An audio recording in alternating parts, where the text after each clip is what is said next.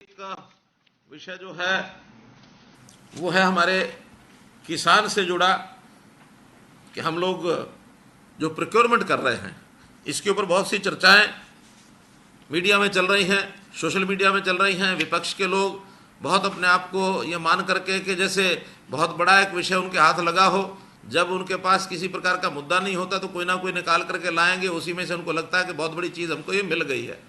हालांकि वो अपनी बातें उस समय की भूल जाते हैं जब गेहूं या सरसों या बाजरा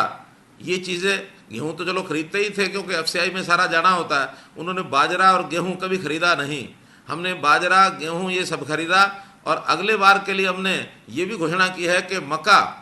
दालें, ये भी सब जितनी पैदा होंगी इन सब को हम एक एक दाना प्रोक्योर करेंगे। एमएसपी से रेट अगर मार्केट रेट ऊपर है तो अपने आप मार्केट में बिकेगा, नीचे है तो सरकार उसका प्रबंध करेगी खरीदने का। और हम ये जो घाटा होता है भावांतर भरपाई योजना के अंतर्गत ये किसान को घाटा नहीं होने देंगे, सारा खरीदेंगे। जहाँ तक इस बार जिस बात को वो मुद्दा कहते हैं, बहुत बड़ा मुद्दा उनके हाथ लग गया, वो है किसान की पेमेंट देरी से क्यों हो रही है।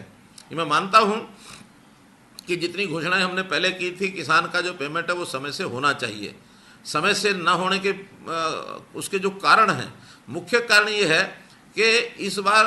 आड़ती, सरकार, किसान और जो कोरोना भी साथ में जुड़ गया, कोरोना के कारण से डिसेंट्रलाइजेशन ऑफ प्रोक्योरमेंट प्लेसेस, मंडियां, परचेज सेंटर ये ज़्यादा बनाना, इन सारे विषयों को लेकर के कुछ समय ज़्यादा इसलिए लगा कि हमने एक प्रोसेस जो बनाई है किसान के लिए पेमेंट देने की, कि जितना पैसा किसान का है मंडी में जाकर जितना उसको आड़ती को देना है, उसका माल बेचते हुए अपना एक कंसेंट दे दे कि ये मैंने किसान को आड़ती को पैसा देना है मंडी में अपनी फसल बेच करके, और आड़ती वो पैसा उतना रोक लेगा, बाकी पैसा वो किसान के खाते में सीधा डालेगा। इसमें हमारे आड़ती बंधुओं का थोड़ा सा विरोध भी था, लेकिन हमने उनसे बातचीत करके उनको मनाया।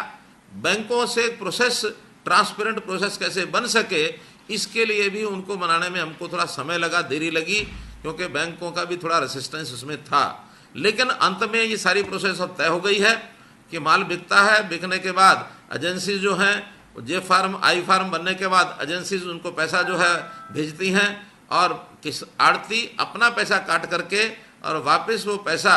हमारा एक अकाउंट है, क्या ज्वाइंट अकाउंट, पूल अकाउंट में भेजता है, और पूल अकाउंट से वो पैसा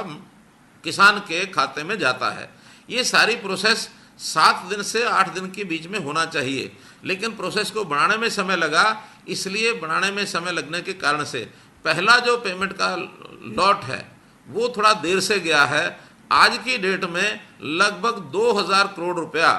ये पूल अकाउंट में जा चुका है, और आज सायंकाल तक वो 2000 करोड़ रुपया,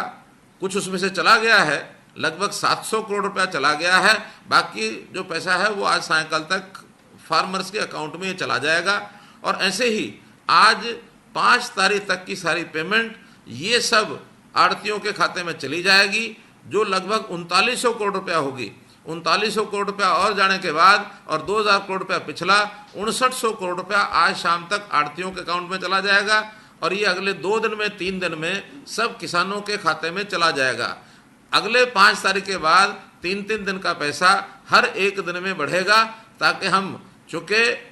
फसल आने के बाद उसके 3 दिन बाद आई फार्म बनता है, आई फार्म कटते ही उसी दिन वो पैसा हमारे यहाँ से आड़ती को जाएगा। आड़ती को 3 दिन में वो पैसा ट्रांसफ़र करना होता है, तो ऐसे 2 दिन का समय और उसमें लगता है। कुल मिलाकर 5 दिन, 6 दिन के अंदर ये किसान के खाते में जाना शुरू हो जाएगा। जहाँ तक गेहूं के पैसे का विषय है, और जहाँ तक सरसों का है, सरसों का पूरा पैसा, क्योंकि वो आड़ती के थ्रू नहीं होता,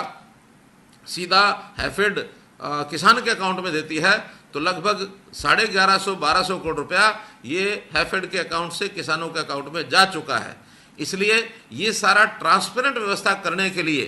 क्योंकि पहले इतनी ट्रांसपेरेंसी कभी होती नहीं थी,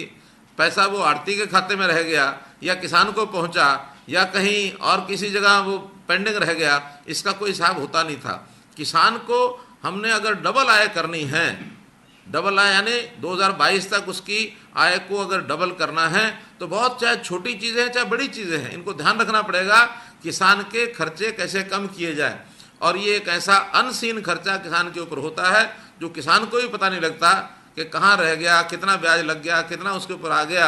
ये सारे विषय किसान को हमको जागरूक भी करना पड़ेगा, समझाना भी पड़ेगा। और किसान को जागरूक करने के लिए हमारा कुछ एजेंडा आगे और 1-2 महीने बाद हम लागू करेंगे, ताकि किसान के साथ सजीव संपर्क बना करके और एक ही किसान को बताया जाए